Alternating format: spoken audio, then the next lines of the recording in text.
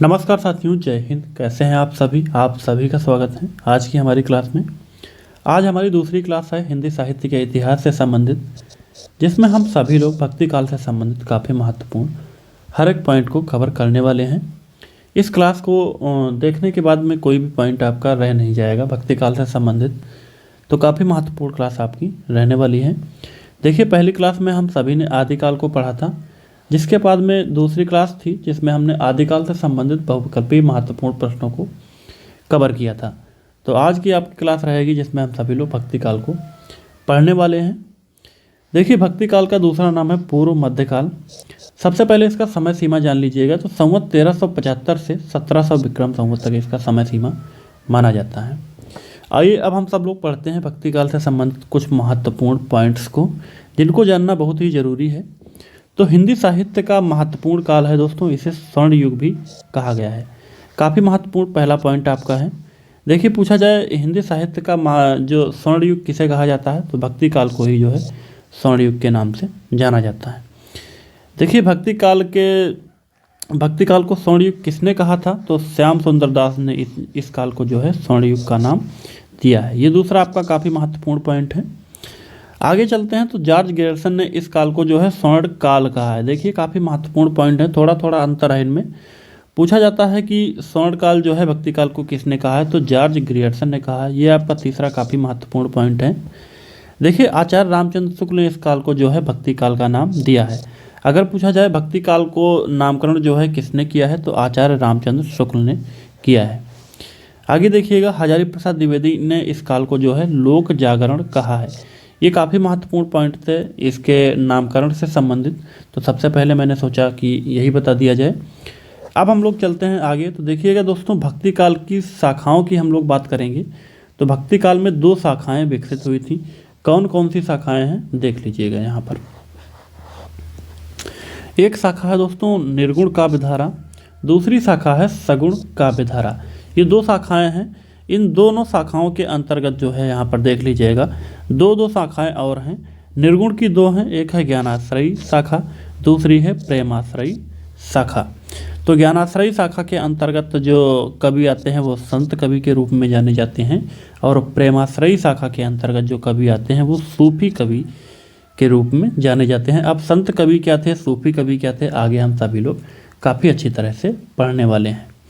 देखिए, सबसे पहले हम सभी लोग निर्गुण काव्यधारा को अच्छी तरह से पढ़ेंगे। इसकी दोनों जो शाखाएं हैं ज्ञानाश्रयी और प्रेमाश्रयी को पढ़ेंगे। इसके बाद में दूसरी क्लास जो रहेगी उसमें हम सभी लोग सगुण काव्यधारा को अटेंड करेंगे। देख लीजिएगा यहाँ पर ज्ञानाश्रयी शाखा यानी कि संत काव्य, तो इससे संबंधित इसकी विशेषताओं पर हम सभी लोग पहले चलते हैं, ताकि हम सभी लोगों को पता चल जाए कि ज्ञानाश्रयी शाखा क्या है, क्या क्या इसकी विशेषताएँ थी। देखिए दोस्तों, ज्ञानाश्रयी शाखा को संत काव्यधारा भी कहा जाता है। सबसे पहला काफ़ी महत्वपूर्ण पॉइंट है।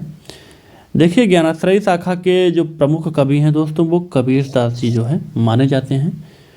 देखिए, इस शाखा के कवि जो थे दोस्तों वो मिश्रित भाषा का उपयोग करते थे। खास करके कबीर की जो भाषा थी वो मिश्रित भाषा थी, जिसको जो है सधुक्कड़ी भाषा कहा जाता है।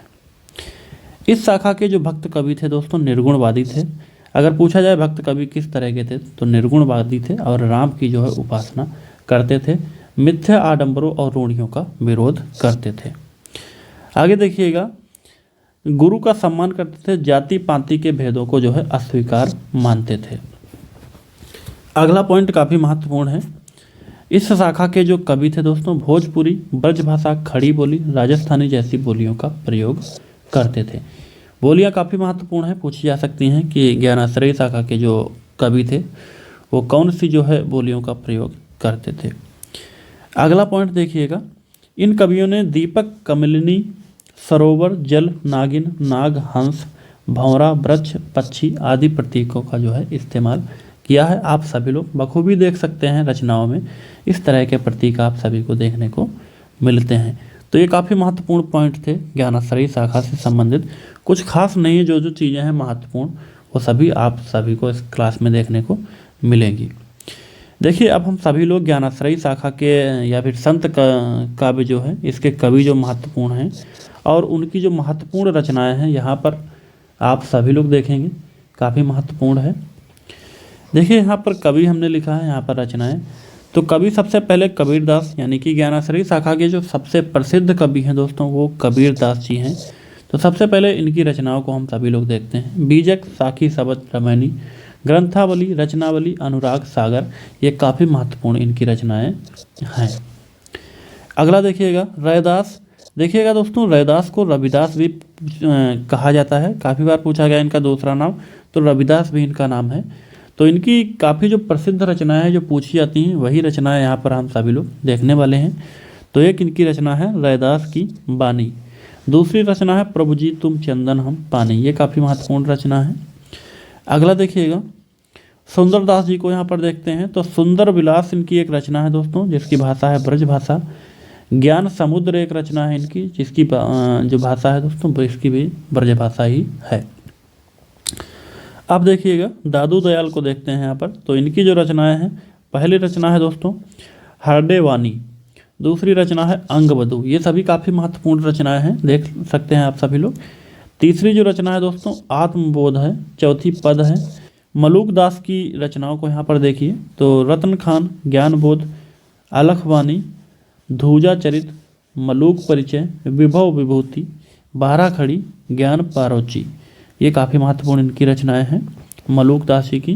तो ये जो ज्ञानाश्रयी शाखा के काफ़ी महत्वपूर्ण और प्रसिद्ध कवि हैं, तो इनको यहाँ पर देख लीजिएगा इनकी रचनाएं। अब यहाँ पर देखिए गुरु नानक, तो इनकी रचनाएं दो काफ़ी प्रसिद्ध रचनाएं हैं, चपुजी और उपदेशात्मक पद, तो ये इनकी रचनाएं हो गई। अब देखिएगा कुछ महत्वपूर्ण पॉइंट हैं जिनको मैंने नोट किया है। देखिए दोस्तों, पूछा जाता है कि हजारी प्रसाद द्विवेदी ने कबीर की भाषा को जो है क्या कहा था, तो वाणी का डिटेक्टर कहा है, ये काफ़ी महत्वपूर्ण प्रश्न है दोस्तों।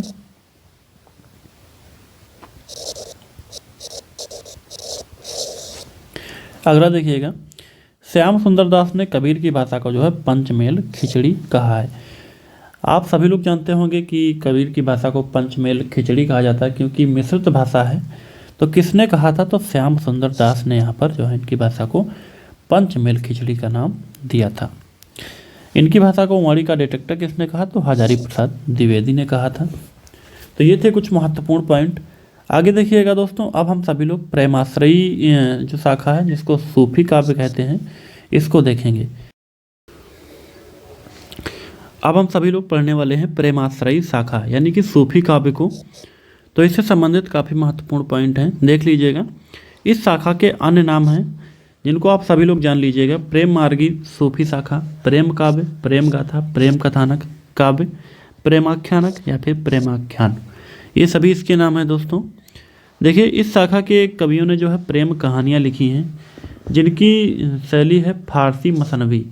देखिए पूछा जा सकता है प्रेमाश्रयी शाखा सूफी काव्य में जो कहानियाँ लिखी जाती थी उनकी शैली कौन सी थी, तो फारसी मसनवी शैली में वो लिखी जाती थी। इन कहानियों की भाषा जो है वो अवधी भाषा आपको जो है देखने को मिलेगी। इन कहानियों ने भौतिक प्रेम के जरिए आध्यात्मिक प्रेम का चित्रण किया है। आगे देखिएगा, इन कवियों ने मुस्लिम होने के बावजूद हिंदू जीवन के बारे में भी कहानियाँ लिखी हैं।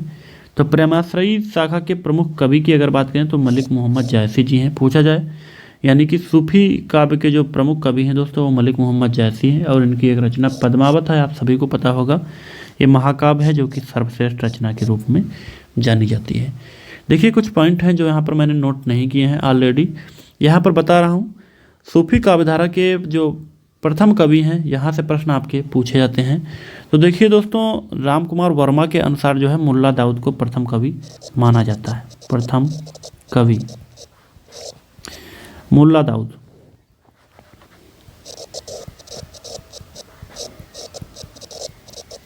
किसके अनुसार, तो राम कुमार वर्मा के अनुसार। ये काफ़ी महत्वपूर्ण पॉइंट है, देख लीजिएगा।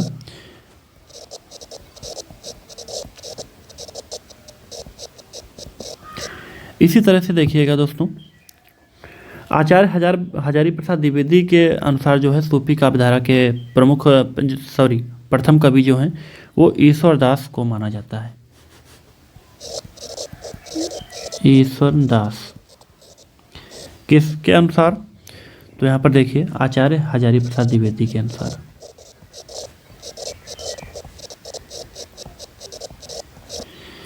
देखिए आचार्य रामचंद्र शुक्ल के अनुसार जो है सूफी काव्य धारा के जो प्रथम कवि हैं उनको किसको माना जाता है, तो कुतुबन को माना जाता है। कुतुबन किसके अनुसार, तो शुक्ल जी के अनुसार। ये काफ़ी महत्वपूर्ण पॉइंट है, देख लीजिएगा आप सभी लोग। प्रथम कवि से संबंधित प्रश्न आपके पूछे जा सकते हैं। सब कवियों का अपना अलग अलग मत है, तो मैंने यहाँ पर नोट कर दिया है। देखिए राम कुमार वर्मा के अनुसार, आचार्य हजारी प्रसाद द्विवेदी के अनुसार, शुक्ल के अनुसार। अब देखते हैं हम सभी लोग प्रेमाश्रयी जो शाखा है सूफी काव्य जिसको कहते हैं, इसके जो प्रमुख कवि थे और उनकी जो रचनाएं हैं, जो महत्वपूर्ण प्रसिद्ध रचनाएं हैं, वही यहाँ पर नोट किया हुआ। तो मलिक मोहम्मद जायसी को देखिएगा, ये जो प्रेमाश्रयी शाखा है इसके प्रसिद्ध कवि हैं, तो सबसे पहले इनको देख लीजिएगा। इनकी रचनाएं दोस्तों पद्मावत, अखरावत, आखिरी कलाम, कहरनामा, चित्ररेखा, काफ़ी महत्वपूर्ण इनकी रचनाएं हैं। इसी तरह से मीर सैयद मंझन की जो रचना है दोस्तों मधुमालती रचना है। देखिए कुतुबन की बात करें तो मर्गावती है, कुतुबन की रचना है कौन सी, मर्गावती है, अवधी भाषा की है। उस्मान की जो है चित्रावली काफ़ी प्रसिद्ध रचना है। ईश्वरदास की बात करें दोस्तों तो सत्यवती कथा है। मैंने अभी बताया था ईश्वरदास, देखिएगा दोस्तों यहाँ पर, तो ईश्वरदास को आचार्य हजारी प्रसाद द्विवेदी ने जो है प्रेमाश्रयी शाखा यानी सूफी काव्य का प्रथम कवि बताया है। अगला देखिएगा मुल्ला दाऊद, तो यहाँ पर मुल्ला दाऊद की एक रचना है चंदायन, काफ़ी प्रसिद्ध रचना है दोस्तों। अवधी भाषा की ये पहली रचना भी मानी जाती है। बाकी मुल्ला दाऊद को भी जो है राम कुमार वर्मा के अनुसार प्रेमाश्रयी शाखा का प्रथम कवि माना गया है। अगला देखिएगा नूर मोहम्मद, तो इनकी रचना इंद्रावती है, एक अनुराग है, दूसरे इसके अलावा जो है एक बांसुरी भी रचना है, काफ़ी प्रसिद्ध रचनाएं हैं। तो यहाँ पर मैंने जो है आज आपका निर्गुण काव्यधारा को कवर किया है। तो निर्गुण काव्यधारा इसके अंतर्गत हमने ज्ञानाश्रयी शाखा और प्रेमाश्रयी शाखा दोनों को बहुत ही अच्छी तरह से कवर कर लिया है। अब हम सभी लोग अगली क्लास में जो है सगुण काव्यधारा को कवर करेंगे। उम्मीद करता हूँ आज कोई भी चीज़ ऐसी नहीं है जो कि छोटी होगी। निर्गुण काव्यधारा से संबंधित काफ़ी महत्वपूर्ण चीज़ें जो कि इस क्लास के माध्यम से मैंने आप सभी को अवगत कराया है। तो अगली क्लास हमारी रहेगी सगुण काव्यधारा की, तो इसी का पार्ट 2 ये रहेगा, इसी का पार्ट 2 रहेगा दोस्तों। तो इस क्लास में हम सभी लोग, कहने का मतलब भक्ति काल को कवर कर लेंगे जो अगली क्लास आएगी। इसके बाद में जो हमारी क्लास रहेगी दोस्तों उसमें भक्ति काल से ही संबंधित वस्तुनिष्ठ महत्वपूर्ण प्रश्नों को हम सभी लोग काफ़ी डिटेल में व्याख्यात्मक ढंग से समझेंगे।